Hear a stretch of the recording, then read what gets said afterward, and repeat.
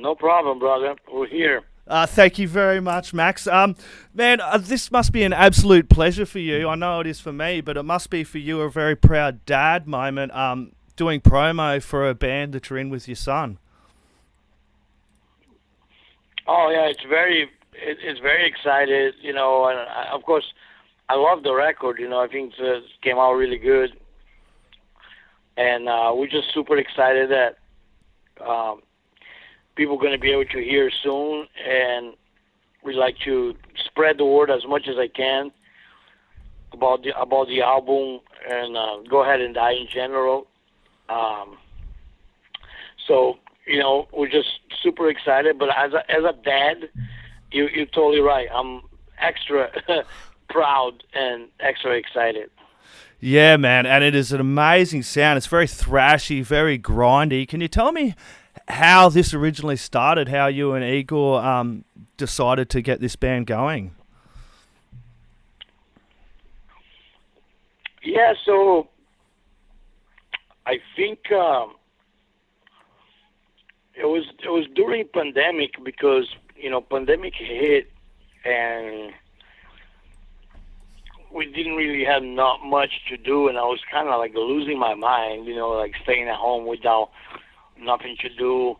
Um, I was like, I need to do something. I gotta do something. And then I remember, I really always had this connection with Igor, a metal connection with my son. We like the same music. We grew up. I grew up showing him a lot of bands from my era, Celtic Frost, Discharge, and stuff like that. And he ended up showing me some newer bands like Full of Hell and stuff. And then I decided I want to use the time and go write some tunes with my son. So I just drove up. We have a house in the desert, and I just went out there and started jamming, but without knowing that we were going to make a record. I just wanted to jam. As we were jamming, the stuff was coming out so good that eventually turned into a record. We got a record deal with Nuclear Blast. Gloria, my wife, got us a deal, and we went for that, and then we got Zach on the drums, and went and recorded the album. But it was definitely during the pandemic, and I have to say that making the record probably saved my sanity because I was going totally mad. It was like The Shining. It was like Jack Nicholson on The Shining at home, like going crazy. I was like axing my whole family, Yeah. But yeah, it was cool. I'm glad we had that outlet. We had that music outlet, and I like the record because sonically it's a homage to Celtic Frost and Discharge and bands like that, but with the lyrics about what's going on in the world right now. It's real present lyrics about right now, about the state of the world right now. So it's very kind of very political kind of record, which is really cool. Yeah, well, that's one thing I've always loved about your music and the bands you've been associated. Everything has a message to it, and I really love the thrashiness, the grindiness of this album. I'm looking forward to getting it on vinyl and putting it on my record player because it seems like an album that would be perfect for record, and I know a mate who's pre-ordered the tape for it, so that'd also have a great sound to it as well. Oh yeah, this is one of those records that definitely you have to listen on vinyl. I don't have my copy on vinyl yet, but it just sounds like it just sounds like something that should be heard on vinyl, and because it's a classic sounding. It kind of feels like it came out in '87. It's like one of those records. Yeah, and it has that modern edge on it with Igor, as you were saying. You turned him on to all these old metal bands, and it must be great for him to turn around and go, Dad, check this out, check that out, and it must be cool to have that experience with him as well. Yeah, like I said, we have a really cool connection, a metal connection between me and him. And the actual the actual sound of the genre is really caveman metal, you know. So I kind of like, I joke, or I call it grunt.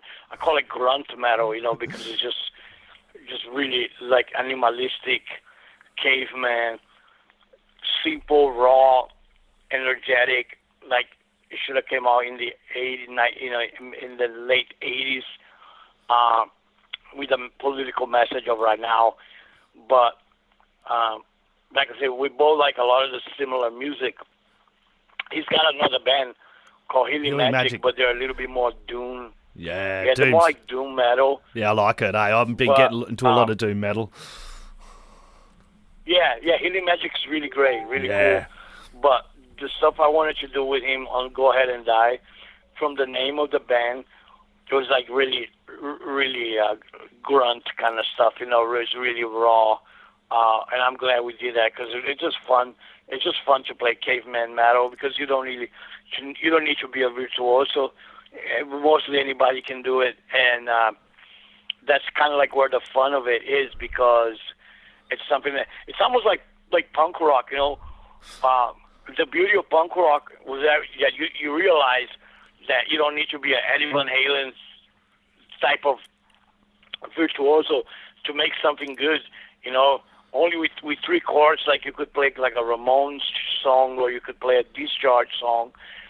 So almost like you don't need it to be this amazing musician to make music, and that's what I like about Go Ahead and Die. It's very simple, very raw, very direct, but it's full of energy. Yeah, and you get to play with your son. What more could you want? I think it's unreal. I've seen Phil with the Bastard Sons, and I really, as a parent of kids myself, I love when I see musicians like yourself start getting these bands going with your kids that they're old enough to rock out to these bands. What was the recording process like, Max, for this? It was cool. We actually made a demo of it with drum machines, so we created all the songs before Zach joined the band. And then when Zach joined the band, we kind of just went with him and translated everything into a real drummer, and then it became much more organic. So we entered the studio with all the songs already. Like, we didn't really need to change it much. Yeah, we changed a little bit, you know, a couple things here and there, but the majority stayed the same as what we had worked out on the demos. And we recorded here in Arizona, and we had the help of Charles from Abysmal Dawn. Yeah. He's you know, kind of really into death metal and has a big knowledge of death metal. And he was our engineer. And then we also had the great Arthur Risk mix the record for us.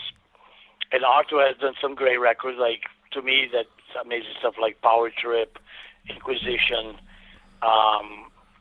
Cavalera, the Cavalera Conspiracy record, and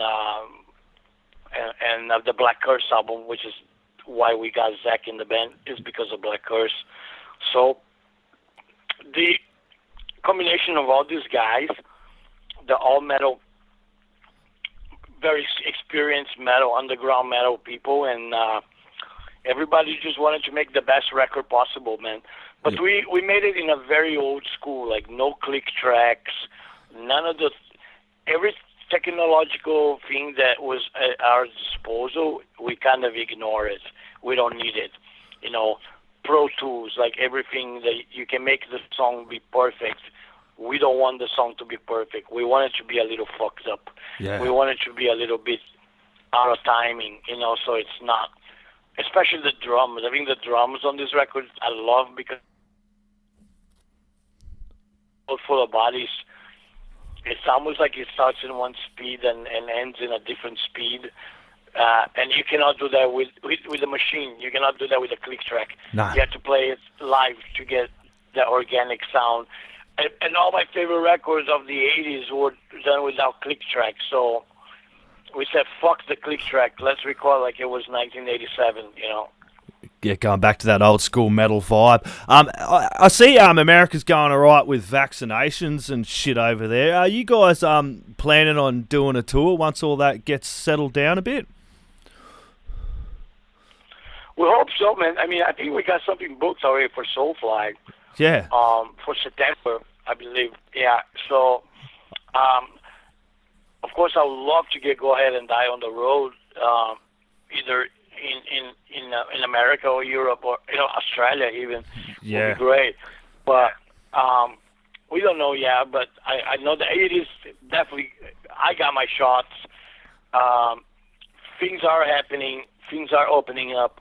It feels a little bit more back to normal. So I'm excited for the future. I think we're going back to normal, so it's great, Yeah, and Killer Be Killed dropped the Animus film clip about 5 days ago. I had a chat to Troy, and he said that he'd like to come over to Australia if and when Killer Be Killed played. So maybe when everything settles down, get yous over here. Killer Be Killed, Go Ahead and Die. Maybe do a triple set like Shane Embry did with Napalm Death, Max. It would be unreal. I love it. It's great. I love Troy. I love those guys. The Killer Be Killed record was so much fun to make. Yeah. Of course, it's very different from Go Ahead and Die, and that's what I love about my involvement with these kind of records, because they are different and they feel very different from each other. But Animals is actually a song that could be on the Go Ahead and Die record because it's very brutal. It's a brutal song, but yeah, I would love to have a Killer Be Killed Go Ahead and Die tour in Australia. Would have been amazing. It would be amazing when everything settles down. I better let you go, Max. This has been an absolute pleasure. Before I go, man, this has been an absolute highlight for me. You're chatting SOULFLY. First tattoo I ever got was SOULFLY on my arm, man. You've been an absolute hero and a mentor to me ever since I was a young lad, mate. Your music got me through some dark days, so I really do appreciate and love all your work, and I'd love to get you over here to Australia and see you all again. Thanks a lot, brother. Very nice talking to you, and I'll see you in Australia, man. No worries. Have a lovely day, Max. Thank you very much. All right, buddy. Cheers, brother. Man.